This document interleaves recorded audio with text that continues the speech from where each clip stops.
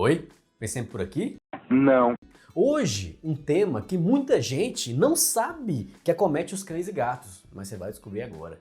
Diabetes mellitus. Sim, os cães e gatos também têm diabetes. Então fica e assiste, que você não vai se arrepender.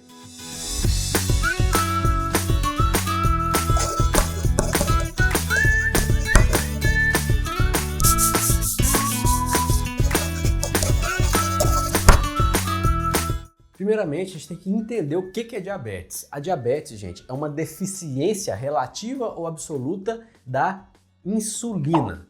Então, quando a gente tem essa deficiência, ou por falta de produção, ou por resistência do tecido à insulina, a gente vai gerar uma hiperglicemia. Lembrando que a insulina, ela é o hormônio que induz a entrada da glicose na célula. Ela é a chave que abre essa porta, que faz com que a glicose entre para dentro da célula. Sem insulina, não tem a chave, não abre a porta, a glicose então não vai entrar na célula, vai ficar na corrente sanguínea. Se a glicose fica na corrente sanguínea, então os níveis de glicose aumentam. E isso é chamado hiperglicemia. Agora eu saquei! As causas da diabetes são muitas, então é uma doença multifatorial. Entre elas tem drogas citotóxicas, pancreatite, uso de medicamentos por longos períodos de tempo, infecções, doença autoimune, predisposição genética e obesidade. Acomete pacientes de 4 a 14 anos, ou seja, desde pacientes que são adultos jovens até os idosos. Na medicina veterinária, nós nos deparamos com 3 tipos de diabetes. A diabetes tipo 1, que é a insulino dependente, é aquela que é por falta da produção de insulina que o paciente desenvolveu a diabetes. Então, o pâncreas desse paciente, que é o órgão que produz a insulina, ele está insuficiente nessa função de produzir. Então, o paciente sem insulina, ele não vai produzir um aporte correto da glicose para dentro da célula e vai desenvolver a diabetes. Tipo 2, insulino resistente. Esses pacientes, muitas vezes, ele tem uma redução muito baixinha da produção de insulina, ou a produção é até normal, porém, os seus tecidos estão resistentes à insulina. A diabetes do tipo 1, que é a insulino dependente, é mais comum em cães. Já essa do tipo 2 é mais comum em gatos. E o terceiro tipo é a diabetes transitória. Ela é induzida por gestação, por alguns hormônios ou induzido por medicamento. Falando sobre a fisiopatologia da diabetes, a gente tem que falar primeiro do pâncreas, né, gente? O pâncreas, que é o produtor da insulina, ele é um órgão, ele é uma glândula endócrina e exócrina. Rapidamente, o que é uma glândula exócrina? É aquela que produz substâncias que vão ser excretadas para o meio externo ou para o lúmen de algum órgão. No caso do pâncreas, ele vai excretar amilase e lipase, que são enzimas digestivas, no tubo digestório, então no intestino delgado, para que seja feita a digestão de amidos e de lipídios. Agora a parte endócrina, o pâncreas endócrino, ele produz várias substâncias, ele é subdividido pelo seu tipo celular, as ilhotas de Langerhans, as ilhotas de Langerhans, elas fazem parte do pâncreas endócrino e elas são divididas em vários tipos celulares que são alfa, as células alfa produzem o hormônio do glucagon ou o hormônio do jejum. As células beta são as mais numerosas e essas sim produzem a insulina. Células delta, que produzem a somatostatina, e células F ou PP, que produzem peptídeos pancreáticos. A gente já disse, mas é importante frisar que a insulina, ela é esse hormônio que possibilita a entrada da glicose na célula. E a glicose, ela vai entrar nessa célula tanto para produzir energia pela respiração celular, a gente falou sobre isso no vídeo da bioquímica, e também para ser armazenada em forma de energia. Por exemplo, o glicogênio, que é armazenado na musculatura ou no fígado. Então, para essa glicose entrar na célula, é necessário de quê? Não sei. Insulina. Tá bom, Daniel. Agora, o que tem a ver o animal ser obeso com o diabetes? Porque a minha tia Gertrudes, ela tinha um pezinho a mais, ela media 1,55 e tinha 190 quilos. Eu não sei o que tem a ver. Ela desenvolveu diabetes, mas eu não sei o que é. E aí? Obesidade e diabetes, o que tem? Só tem uma palavra para te responder isso. Leptina. Foi o mesmo que não falar nada. A leptina é um hormônio produzido por tecido adiposo. Você achava que tecido adiposo é um tecido aleatório, que só serve para mudar aí a conformação corporal das pessoas e dos animais? Não! O tecido adiposo, gente, ele também produz hormônios, dentre eles a leptina. E a leptina, ela induz uma sensação de saciedade. Ela se comunica diretamente com o hipotálamo, no sistema nervoso central do animal ou das pessoas. Então, quando o tecido adiposo produz a leptina, e essa leptina ela faz o efeito no hipotálamo, isso induz a sensação de saciedade na pessoa. E ela também induz a atividade energética do organismo. Ah, mas até aí, então leptina, ela é boa, ela vai reduzir, aí a pessoa vai comer menos, vai aumentar a capacidade metabólica. O que tem a ver então? Se produz leptina, então seria bom ela emagrecer, né? Engordar não. Só que quanto mais tecido adiposo esse animal tem, mais leptina ele produz. E o nosso organismo, quando tem muita das substâncias circulantes, inclusive a leptina, o organismo começa a ficar insensível a essas substâncias. Então a leptina começa a não fazer mais o efeito nos receptores. Os receptores de leptina no hipotálamo começam a ficar resistentes. Então, mesmo com a presença da leptina, eles não aleem e não fazem o efeito devido. Além disso, a leptina ela tem um efeito pró-inflamatório, estimula a angiogênese, estimula a vasoconstrição, estimula a agregação plaquetária, ou seja, são efeitos que, quando muito estimulados, geram muitos danos para aquele organismo. E aí, quando a gente fala já então dessa obesidade causando essa série de alterações, essa pró-inflamação, a gente já começa a falar de uma coisa chamada síndrome metabólica. E a síndrome metabólica já é um conjunto de alterações fisiológicas que vai gerar a dislipidemia, que é o aumento dos triglicerídeos e dos colesteróis no sangue, a hiperglicemia, podendo gerar até a diabetes mellitus, alterações cardiovasculares e a mais comum delas é a hipertensão. Então já viu, né? O dano que tem, o quão é ruim o animal ser obeso. Eu digo isso, gente, não é para te assustar, não é para fazer chacota, embora a gente queira dar um grau de divertimento pro vídeo, é para você entender que gatos e cães obesos não são saudáveis. Obesidade não é saúde. E quais são os sinais clínicos, então? Os sinais clínicos são P, P, P e PP. PP e neném. Não, só P. É só 4 P's.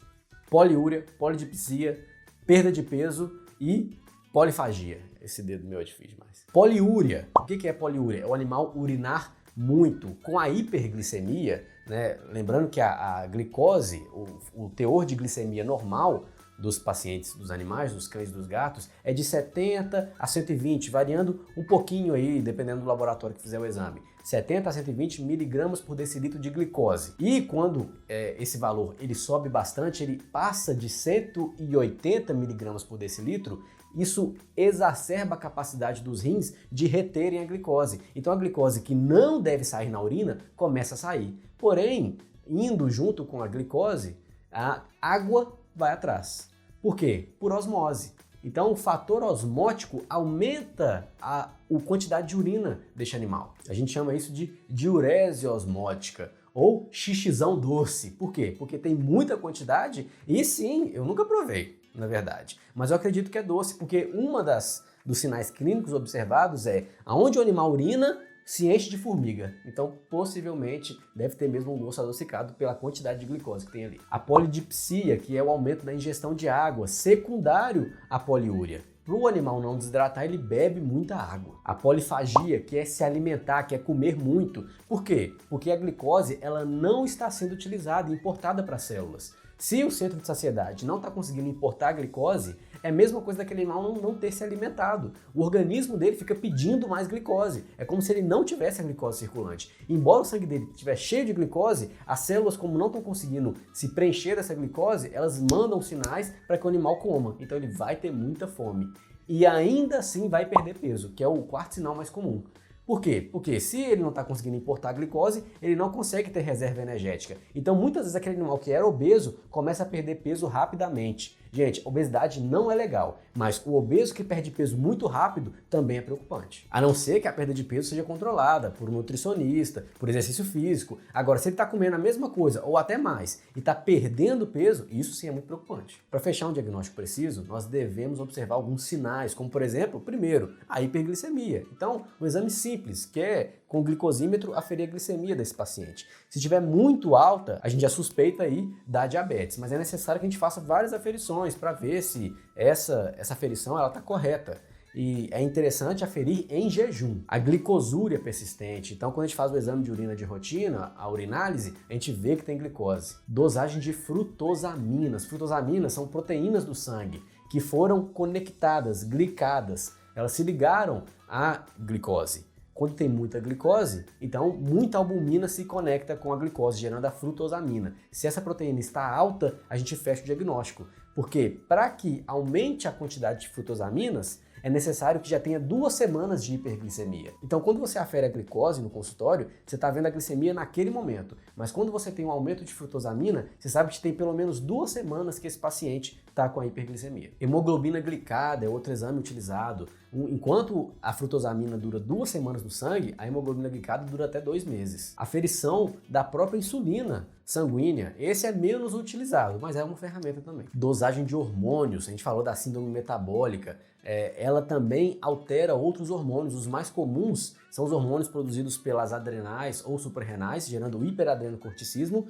ou hipotiroidismo. E os exames complementares, o ultrassom abdominal, a bioquímica sanguínea, o hemograma, para ver como é que esse paciente está. As complicações mais comuns da diabetes é a catarata. Então, às vezes chega aquele paciente que é mais velhinho, né? E chega já com catarata, eu sempre afiro a glicemia dele, porque uma das minhas suspeitas é a diabetes. Mesmo que em estágio inicial, às vezes a catarata ela se instala prontamente. Infecções secundárias, principalmente do trato urinário, pela quantidade de glicose na bexiga. Isso facilita a colonização de bactérias nesse local. Pancreatite crônica, lipidose hepática, que é o acúmulo de gordura no fígado. Nefropatias, porque o aumento da glicose na urina sobrecarrega os rins. E a cetoacidose, que é um desequilíbrio, já é um agravamento da diabetes mellitus e pode gerar óbito. O tratamento, ele consiste em 3 pilares. Primeiro, dieta. Nós devemos fornecer aí para esse paciente dietas específicas, mais rico em fibras e carboidratos complexos. Se você tiver um veterinário nutricionista, o ideal é que ele faça a dieta desse animal. Mas existe também no mercado rações específicas para animais diabéticos. Exercícios.